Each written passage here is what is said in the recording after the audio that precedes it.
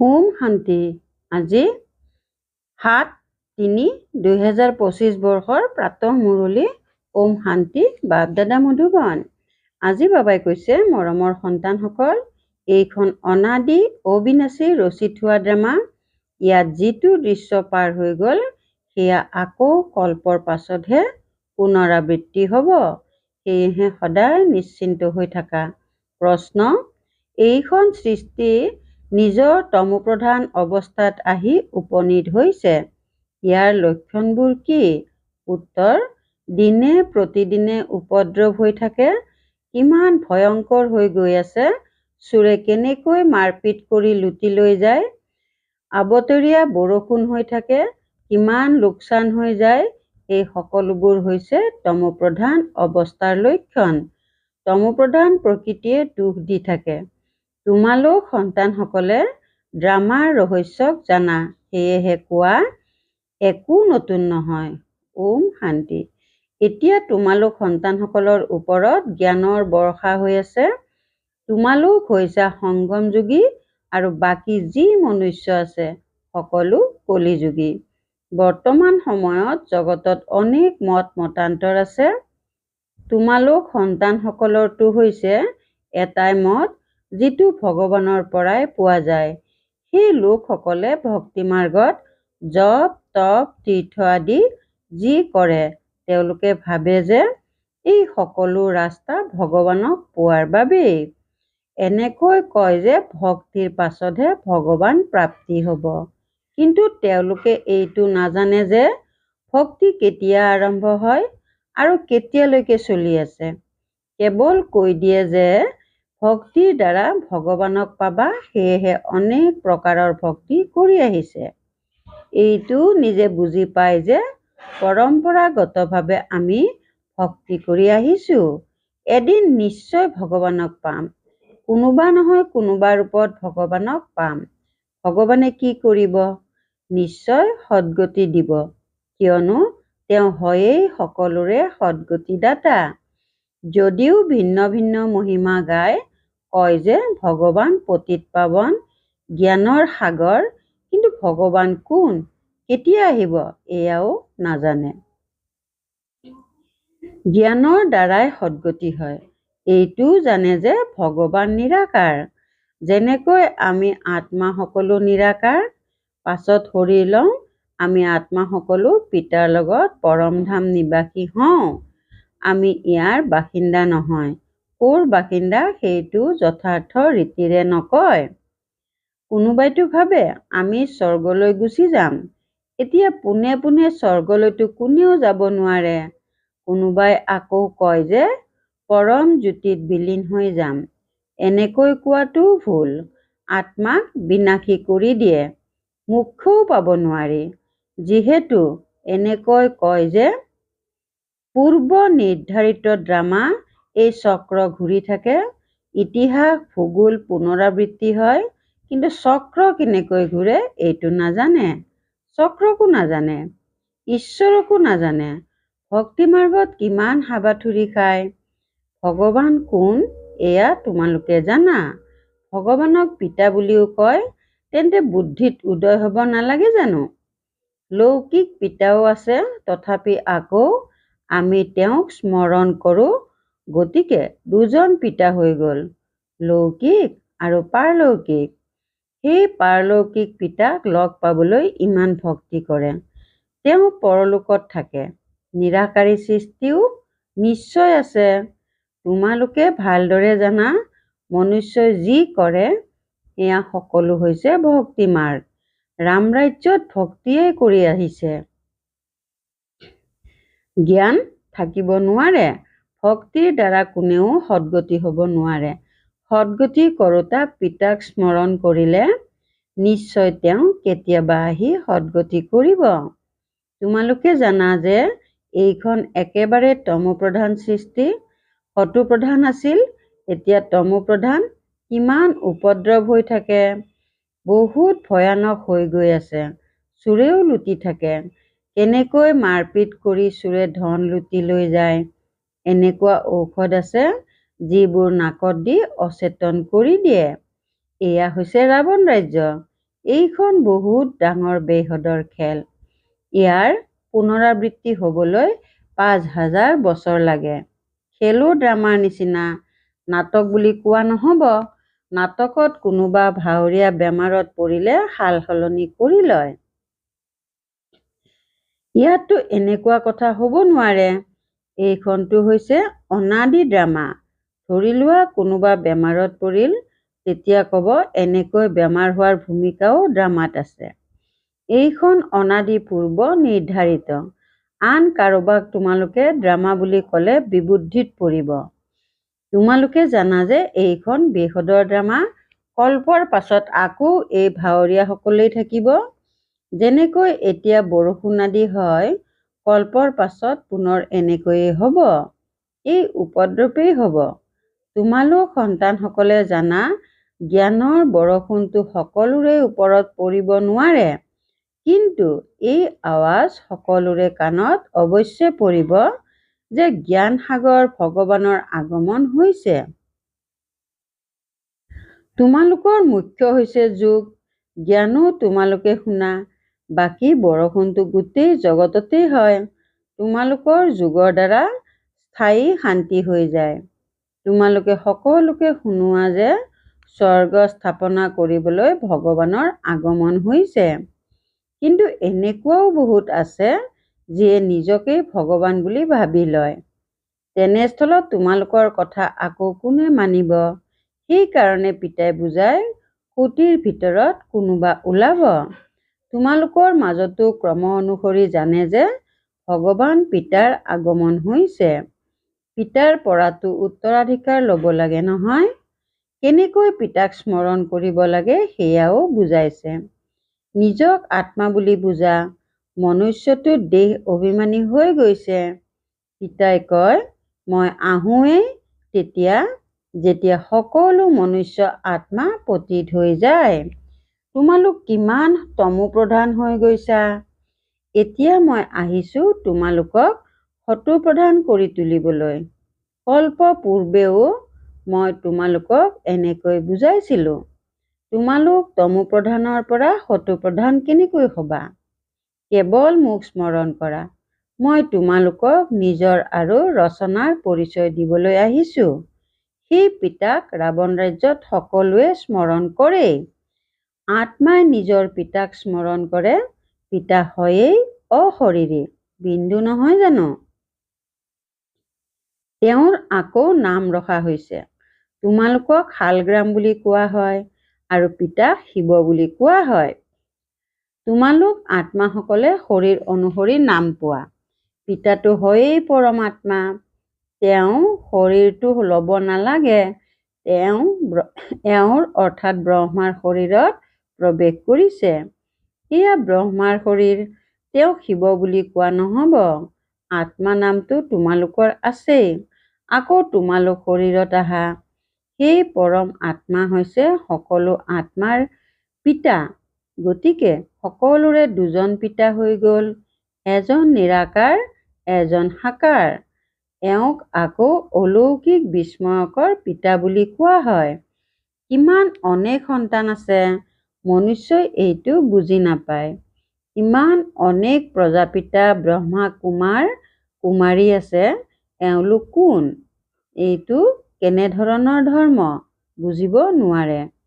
তোমালোকে জানা, এই কুমাৰ কুমাৰী প্ৰবৃত্তি মাৰ্গৰ শব্দ। মা পিতা, কুমাৰী আৰু কুমাৰ। ভক্তি মাৰ্গত তোমালোকে স্মৰণ কৰা, তুমিয়েই মাতা পিতা।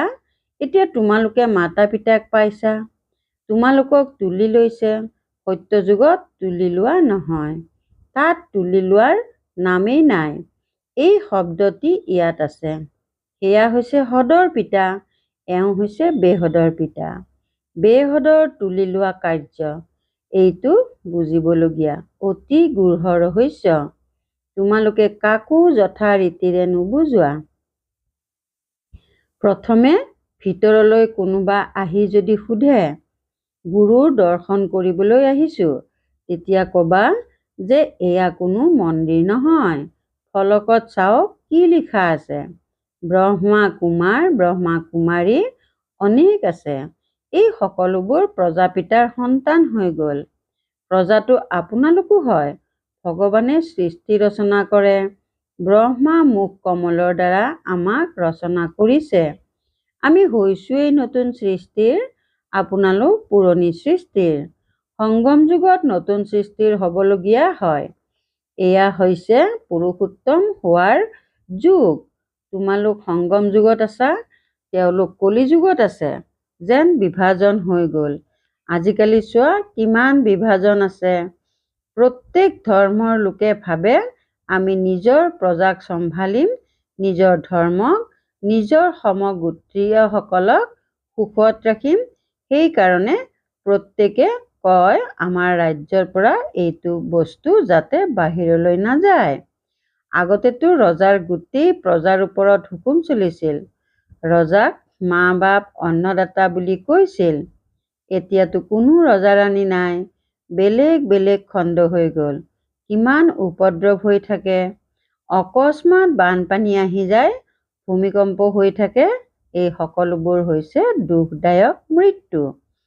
এতিয়া তোমালোক ব্ৰাহ্মণসকলে বুজি পোৱা যে আমি সকলো পৰস্পৰ ভাই ভাই।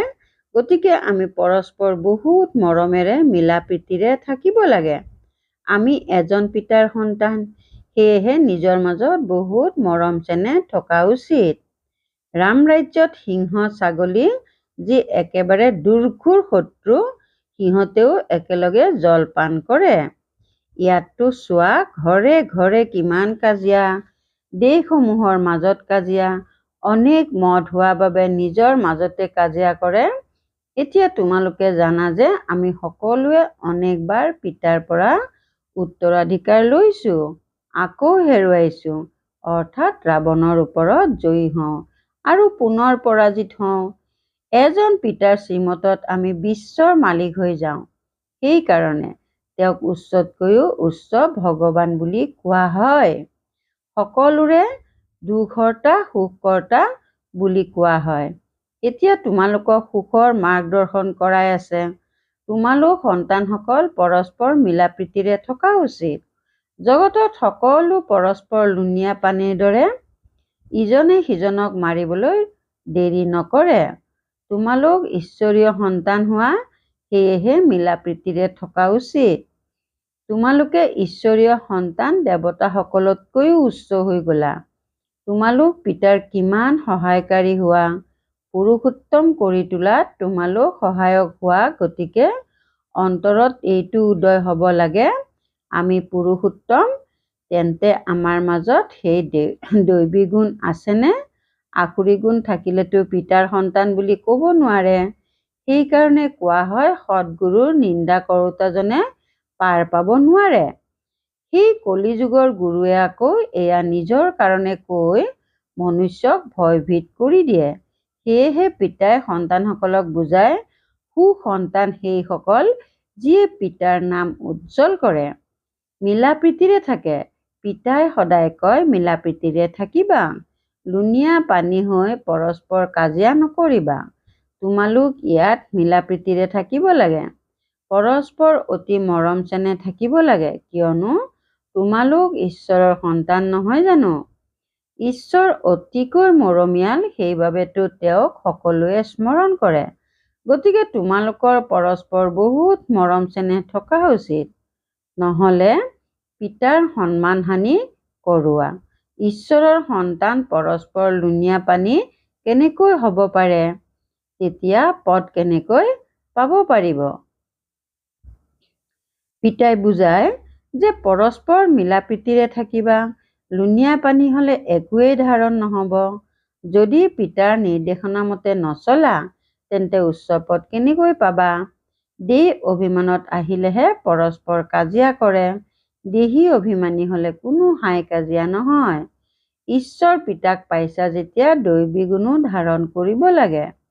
আত্মা পিতাৰ দৰে হৈ যাব লাগে। যেনেকৈ পিতাৰ পবিত্ৰতা, সুখ, প্ৰেম আদি সকলো আছে, তোমালোকো তেনেকুৱা হ'ব লাগে। নহ'লেতো উচ্চ পদ পাব নোৱাৰিবা। যদি পঢ়ি পিতাৰ পৰা উচ্চ উত্তৰাধিকাৰ ল'ব লাগে, যিয়ে বহুতৰে কল্যাণ কৰে, তেওঁলোকেই ৰজা ৰাণী হ'ব পাৰে। বাকী দাস-দাসী হ'বগৈ। বুজিতো পোৱা নহয় কোন কোন কি হ'বগৈ। পঢ়া-শুনা কৰাসকলে নিজেও বুজি পায়। এইটো হিচাপত মই বাবাৰ কি নাম উজ্জ্বল কৰিম। ঈশ্বৰৰ সন্তানটো অতিকৈ মৰমীয়াল হোৱা উচিত, যাতে যিকোনো লোকে দেখিয়েই আনন্দিত হৈ যায়। বাবাৰো সেইসকলেই প্ৰিয় হ'ব। প্ৰথমে ঘৰখনকতো শুধৰোৱা। প্ৰথমে ঘৰখনক, তাৰ পাছত অন্যক শুধৰাব লাগে। গৃহস্থালীত পদুম ফুলৰ দৰে পবিত্ৰ আৰু মিলা প্ৰীতিৰেই থাকিবা। কোনোবাই দেখিলেই যাতে কয়, অহো, ইয়াততো স্বৰ্গ বিৰাজমান হৈ আছে। অজ্ঞান কালতো বাবাই নিজেই এনেকুৱা ঘৰ দেখিছে। 6-7টা সন্তানে বিয়া কৰায়ো একেলগে থাকে। সকলোৱে ৰাতিপুৱা উঠি ভক্তি কৰে। ঘৰত একেবাৰে শান্তি বিৰাজমান হৈ থাকে। এয়াতো তোমালোকৰ ঈশ্বৰীয় কুটুম্ব। হংস আৰু বগলী একেলগে থাকিব নোৱাৰে। তোমালোকতো হংস হ'ব লাগে। লুণীয়া পানীৰ দৰে হ'লে বাবা ৰাজি নহ'ব। বাবাই ক'ব, তোমালোকে কিমান নাম বদনাম কৰা। যদি মিলা প্ৰীতিৰে নাথাকা তেন্তে স্বৰ্গত উচ্চ পদ পাব নোৱাৰিবা। বহুত শাস্তি খাবা। পিতাৰ হৈ যদি লুণীয়া পানীৰ দৰে থাকা তেন্তে 100 গুণ শাস্তি খাবা। আকৌ তোমালোকৰ সাক্ষাৎকাৰো হৈ থাকিব যে মই কি পদ পাম। ভাল বাৰু। অতি মৰমৰ কল্পৰ পাছত পুনৰাই মিলিত হোৱা সন্তানসকলৰ প্ৰতি মাতা-পিতা, বাপ-দাদাৰ স্নেহপূৰ্ণ স্মৰণ আৰু সুপ্ৰভাত। আত্মিক পিতাৰ আত্মিক সন্তানসকলক নমস্কাৰ। ধাৰণাৰ বাবে মুখ্য সাৰ 1 নম্বৰ। সদায় ধ্যান ৰাখিব লাগে আমি ঈশ্বৰৰ সন্তান। আমি অতি মৰমীয়াল হৈ থাকিব লাগে। পৰস্পৰ কেতিয়াও লুণীয়া পানীৰ দৰে অৰ্থাৎ অপ্ৰীতিকৰ হ'ব নালাগে। প্ৰথমে নিজক শুধৰাব লাগে, তাৰ পাছত অন্যক শুধৰাবৰ বাবে শিক্ষা দিব লাগে। 2 নম্বৰ। যেনেকৈ পিতাৰ পবিত্ৰতা, সুখ, প্ৰেম আদি সকলো গুণ আছে, তেনেকৈ পিতাৰ সমান হ'ব লাগে। এনেকুৱা কোনো কৰ্ম কৰিব নালাগে যাৰ বাবে সদ্গুৰুৰ নিন্দুক হৈ যোৱা। নিজৰ চাল চলনেৰে পিতাৰ নাম উজ্জ্বল কৰিব লাগে। বৰদান। পিতা আৰু প্ৰাপ্তিৰ স্মৃতিৰে সদায় সাহস আৰু উল্লাসত থাকোঁতা। এক ৰস অবিচলিত হোৱা। পিতাৰ দ্বাৰা জন্মতেই যি প্ৰাপ্তি হৈছে তাৰ তালিকা সদায় সন্মুখত ৰাখা। যিহেতু প্ৰাপ্তি অটল অচল, গতিকে সাহস আৰু উৎসাহো অচল হোৱা উচিত। অচল হোৱাৰ বিপৰীতে যদি মন কেতিয়াবা চঞ্চল হৈ যায় বা স্থিতি চঞ্চলতাত আহি যায়, তেন্তে ইয়াৰ কাৰণ হৈছে পিতা আৰু প্ৰাপ্তিক সদায় সন্মুখত নাৰাখা। সৰ্বপ্ৰাপ্তিৰ অনুভৱ সদায় সন্মুখত বা স্মৃতিত থাকিলে তেতিয়া সকলো বিঘিনি সমাপ্ত হৈ যাব। সদায় নতুন উৎসাহ, নতুন উল্লাস থাকিব। স্থিতি একৰস আৰু অবিচলিত হৈ থাকিব। শ্লোগান। যিকোনো প্ৰকাৰৰ সেৱাত সদায় সন্তুষ্ট হৈ থকা মানেই ভাল নম্বৰ লোৱা। যিকোনো প্ৰকাৰৰ সেৱাত সদায় সন্তুষ্ট হৈ থকা মানেই ভাল নম্বৰ লোৱা। ওম শান্তি। সত্যতা আৰু সভ্যতাৰূপী সংস্কৃতি ধাৰণ কৰিবলৈ আজিৰ অব্যক্ত সংকেত। তোমালোক ব্ৰাহ্মণ সন্তানসকল অতিকৈ মাৰ্জিত। তোমালোকৰ চেহেৰা আৰু চলন দুয়োটাই সত্যতাৰ, সভ্যতাৰ অনুভৱ কৰাওক। এনেও মাৰ্জিত আত্মাসকলক সভ্যতাৰ দেৱী বুলি কোৱা হয়। তেওঁলোকৰ কথন, দৃষ্টি, চলন, খোৱা-বোৱা, উঠা-বহা সকলো কৰ্মত সভ্যতা, সত্যতা স্বতঃ দেখা দিয়ে। এনেকুৱা নহয় যে মইতো সত্যক সিদ্ধ কৰি আছো আৰু সভ্যতা নায়েই, তেন্তে এয়া ঠিক নহয়। ওম শান্তি।